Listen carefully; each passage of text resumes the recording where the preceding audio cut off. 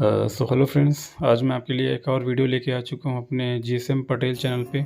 तो आज हमारे पास एक Redmi Note 4 का सेट है जिसमें कि प्रॉब्लम है रिंगर का, जिसमें कि रिंगर नहीं बज रहा है। कोई भी यूट्यूब हो, ऑडियो हो, कोई भी जो म्यूज़िक हो वो प्ले नहीं हो पा रहा है। तो नॉर्मली हम लोग जब ऐसा कोई प्रॉब्लम आता है तो हम सबसे पहले उसके रिंगर सेट को बदलते हैं, जो स्पीकर वो जिसको बोलते हैं एसपी की स्पीकर जिसको बोलते हैं, जो कि सीसी पैनल के नीचे में एक पोर्टेबल साइज पे लगा होता है। उसे चेंज करके देखते हैं।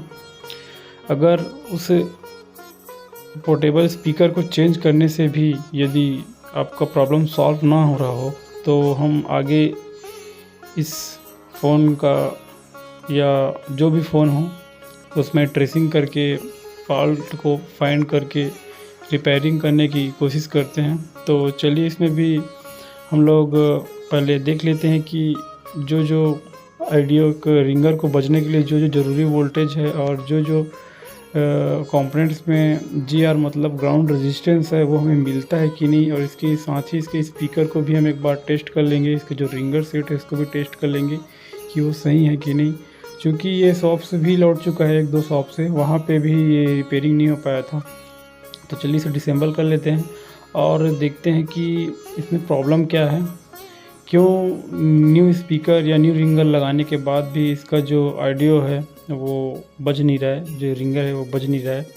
तो सर्वप्रथम आप याद रखिए, हमेशा आप अगर हीट वाला काम कर रहे हो, हार्ड गन वाली, तो आप कैमरा को निकाल दें, क्योंकि उसका जो लेंस है वो बहुत नाजुक होता है, जो कि ब्रश या हीट पड़ने से बहुत जल्दी ख़राब हो जाता है।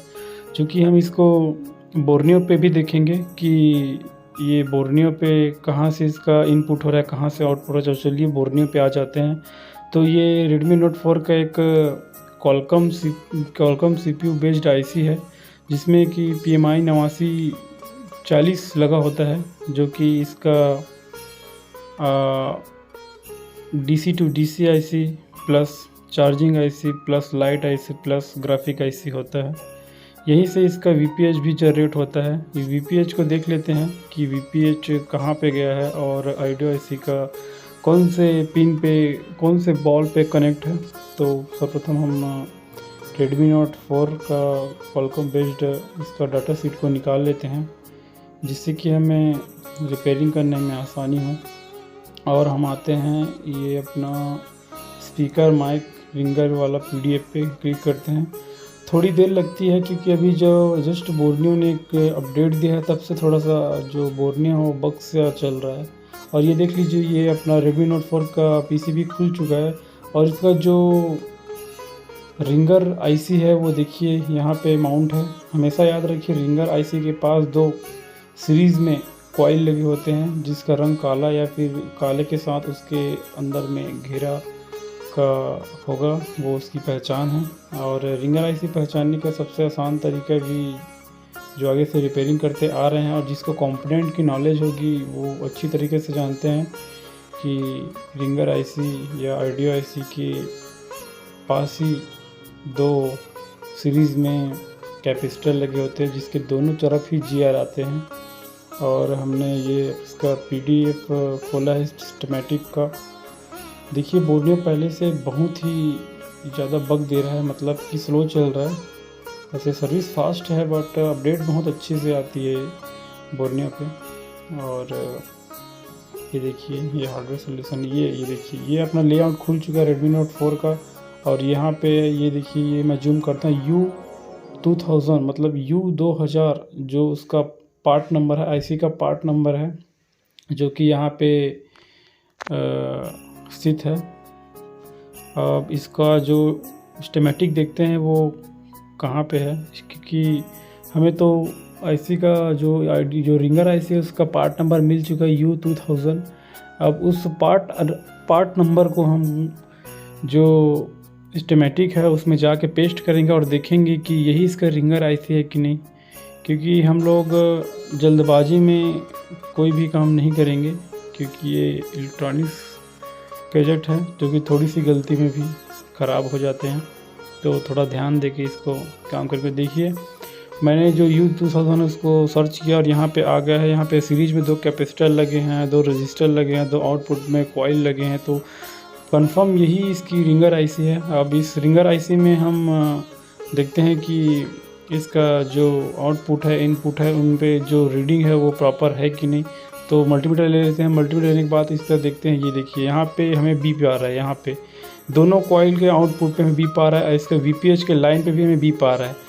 तो वीपीएच की लाइन पे भी बीप आ रहा है और कॉइल पे भी बीप आ रहा है। तो हम यह समझ सकते हैं कि पहले तो हमें इसका जो इनपुट ही ढंग से नहीं मिल पा रहा है, तो आउटपुट का तो बाद में देखेंगे। पहले इसका इनपुट में जो वीपीएच की लाइन है उसको क्लियर कर लेते हैं। अब फिर से अपना हम जो बोर्नियो है उस पर आ जाते हैं और देखते हैं कि जो कैपेसिटर ये जो कैपेसिटर दिख रहा है ये बीप आ रहा है। एक तरफ ग्राउंड है, एक तरफ रेड है, मतलब एक तरफ सप्लाई, एक तरफ ग्राउंड। तो यहाँ पे क्या आ रहा है, बीप आ रहा है। ठीक है, इसको हम पहले क्लियर कर लेते हैं। क्योंकि हमें पता है कि वीपीएच की लाइन कहाँ से आती है डायरेक्टली। ये कॉलकॉम बेस्ड आईसी है, रेडमी नोट 4। इसमें लगा है जो सेकेंडरी आईसी होती है वो PMI 8940 लगा है, जो कि इसकी DC to DC आईसी है। और हमेशा याद रखिए DC to DC आईसी से ही अपना वीपीएच की लाइन जनरेट होती है। साथ ही साथ उसमें जितने भी सेक्शन होते हैं उसमें बटा होता है वीपीएच की लाइन। तो हमने यहाँ पे जो रिंगर आईसी की इनपुट का जो वीपीएच की लाइन था, उसको जो एक कैपेसिटर था उसको उखाड़े हैं, देखते हैं कि शॉर्टें हैं कि नहीं। तो ये कैपेसिटर शॉर्ट नहीं है, तो लगता है हमारा जो वीपीएच की लाइन है रिंगर वाली वही शॉर्ट है। ये देखिए अभी भी इसमें बीप आ रहा है, ये यहाँ पे भी बीप आ रहा है। तो पहले तो हमें वीपीएच की लाइन है उसको क्लियर करना पड़ेगा। और जो आउटपुट की कॉइल है उसमें तो कोई GR या फिर कोई रीडिंग आएगा ही नहीं, क्योंकि हमारी जो रिंगर आईसी है वो हमने बोर्ड से निकाल ली है। पहले से ब्रश से अच्छी तरीके से पेट्रोल डाल के साफ़ कर लेंगे, जिससे कि हमें काम करने में कोई दिक्कत ना हो। हमने बोर्नियो में जो हार्डवेयर सॉल्यूशन खोला है उसमें डायरेक्टली सॉल्यूशन मिला है। ये देखिए जो इसकी पैड है, जो बॉल के पैड है वो एक एक साफ दिख रहा है। सॉरी दोस्तों, मेरा जो कैमरा है उतना अच्छा नहीं है, बस थोड़ी सी फिर भी जूम करने का मैं कोशिश करता हूँ। ये देखिए, और चलिए ये देख लीजिए। अब हम इसके बाद हम इसका जो रिंगर आईसी है उसको हम एक सेट से निकाल के इसमें लगाते हैं, क्योंकि हमारे पास सेम सेट है या फिर कोई भी आप 818 के का एक 318 के का एक रिंगर आईसी आती है, उसको यहाँ पे माउंट करते हैं और देखते हैं कि हमारा प्रॉब्लम है जो सॉल्व होता है कि नहीं है। ये देखिए इसका जो आउटपुट कॉइल है वो थोड़ा सा शॉर्ट हो रहा है, उसको हम अच्छे से माउंट कर लेते हैं। साथ हो देखिए ये यहाँ पे दिक्कत ये हुआ कि हमारा जो आईसी था उसे हमने निकाल लिया है और एक सेम बोर्ड पे जिसमें हमें आईसी को लगाना है उस बोर्ड पे हम लोग थोड़ा सा पीपीटी पेज डालेंगे। अभी जो आईसी मैं निकाला हूँ वो आईसी एक सेम बोर्ड का दूसरे मदरबोर्ड से निकाला हुआ आईसी है, जो कि ओरिजिनल आईसी है। और इसको मैं जो प्रॉब्लम था उस बोर्ड पे डाल रहा हूँ। थोड़ा सा आपको इसमें पेज डालना होगा। एंड जो आईसी का साइज़ है जिसका उसका नोज कट पॉइंट है उसको भी ध्यान में रखते हुए आईसी को प्रॉपर तरीके से उसके जगह में माउंट करना होगा। और हीट को आप ध्यान से दीजिए, क्योंकि अभी गर्मी का भी मौसम है और ज़्यादा एयर ना रखिए और अनुकूलन रहे जो आपका काम करने का, जो जितने भी असेंबली मशीन और जो आपका हार्ड गन है। और इसको हम अपना नोज कट पॉइंट को साइड बाय साइड रख लेते हैं। अगर आप नोज कट पॉइंट भूल चुके हैं तो आपके पास बोर्नियो है। अगर बोर्नियो नहीं होगा तो काम करने से पहले जिस भी आईसी में आप लोग काम करते हो उसका पहले एक बार फ़ोटो खींच लीजिए, जिससे कि आगे चल के आपको यदि आप भूलते हो कि आईसी कैसे लगा था तो आप उस पिक्चर को देखकर आप जान जाओगे, आपको समझ में आ जाएगा कि हाँ इस नोज कट पॉइंट का इधर है कि इधर है। तो चलिए इसको जो आईसी इसको माउंट कर लेते हैं। आगे पीछे करके देख लेते हैं कि बॉल ऊपर नीचे थोड़ी है, क्योंकि आईसी का काम ऐसा होता है कि एक बार आप अगर रिवॉल्व करके डाल दिए, अगर उसमें थोड़ी सी भी गलती हुई तो उसका जो बॉल है वो मेल्ट होकर शॉर्ट हो जाता है और आप शॉर्टिंग को ढूंढते ही रह जाओगे। आप आईसी को लगा दिए, बार बार शॉर्टिंग हो रही है, तो कहीं ना कहीं आपकी गलती है कि उसका जो बॉल है वो अंदर से ड्राइव होकर शॉर्टिंग में जा रहा है। इसमें आईसी शॉर्ट नहीं होती है, आपके द्वारा रिवॉल्व किया गया जो बॉल्स है, जो पीपीटी पेस्ट है, वो शॉर्टिंग में जाता है। तो आप परेशान हो जाते हो कि हम लोग क्या करें, कैसे करें, आईसी ख़राब है कि बोर्ड ख़राब है, पता नहीं चल पाता। इसलिए ये जो काम है आईसी बैठाने का, उसको आराम से कीजिए, कोई जल्दबाजी नहीं है। क्योंकि ज़्यादा हीट देने से भी बोर्ड फूल सकता है और ज़्यादा हीट देने से आईसी भी ख़राब हो सकती है। तो थोड़ा ध्यान से इसमें हीट और एयर का कंट्रोल करके जो है अपना इसमें हीट को मारिए और आईसी को बोर्ड पे फिक्स कीजिए। तो आप लोग देख सकते हैं कि इसमें मैं हीट को एंड एयर को एक निश्चित अनुपात में दे रहा हूँ, जिससे कि अपना ये जो आईसी है वो बोर्ड में फिक्स हो जाए।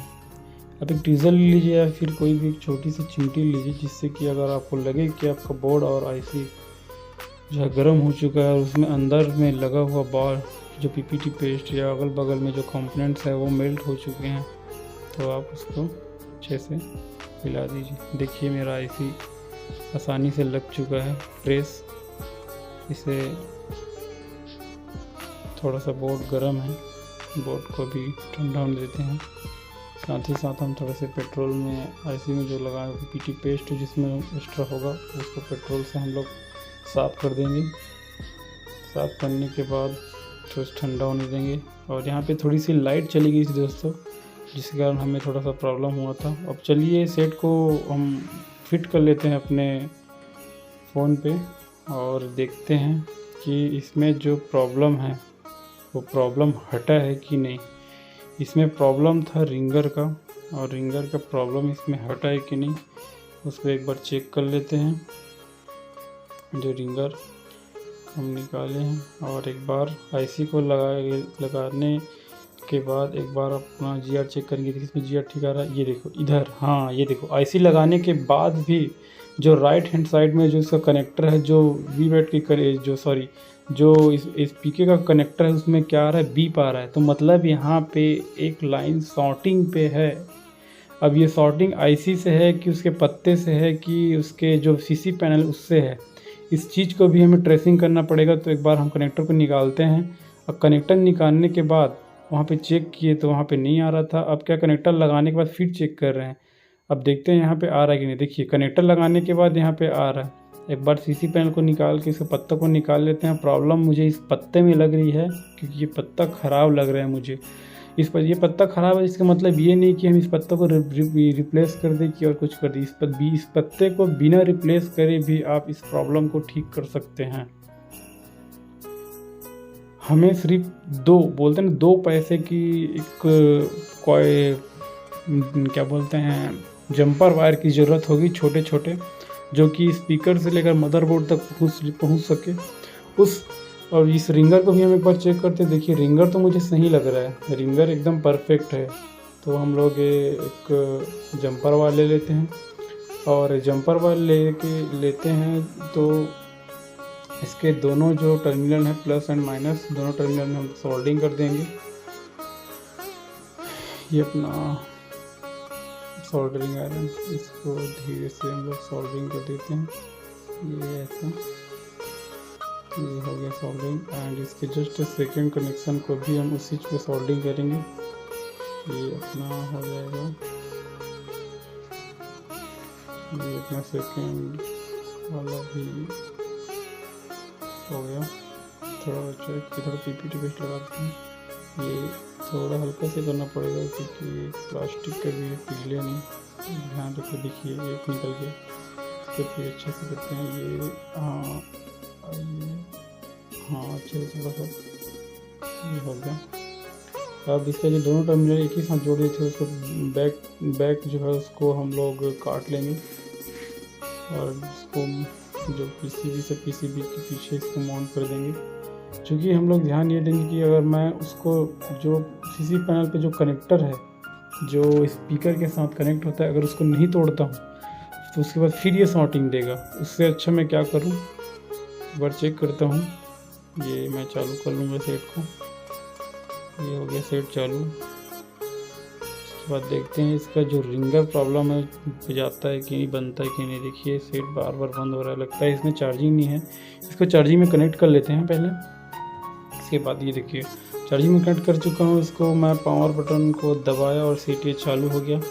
अब देखते हैं कि इसका जो रिंगर प्रॉब्लम है सॉल्व हुआ है कि नहीं, क्योंकि जो फ़ोन है उसमें सीसी पैनल को लगाने से अपना जो दोनों टर्मिनल है प्लस और माइनस के स्पीकर का, उसमें एक तरफ जो है वो बीप आ रहा था। तो मैंने क्या किया, वो जो आउटपुट की उसकी रिंगर ऐसी की कॉइल है उसको तोड़कर मैं डायरेक्टली उसके आउटर में आउटर टू आउटर जोड़ दिया हूँ, जिससे कि मेरा जो सीसी पैनल और जो मेन बोर्ड का कनेक्शन है वो कट चुका है। मेरा कनेक्शन डायरेक्टली मदरबोर्ड से अपना जो स्पीकर है उससे हो चुका है।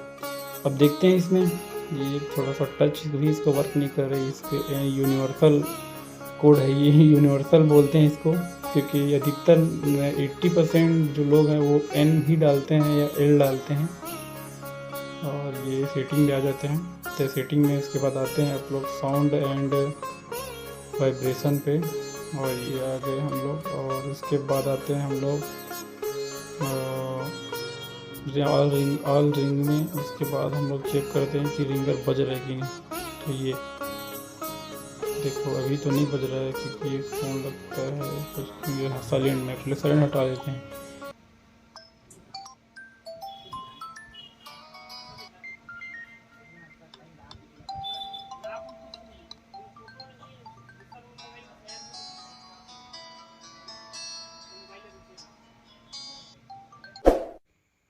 So please subscribe my channel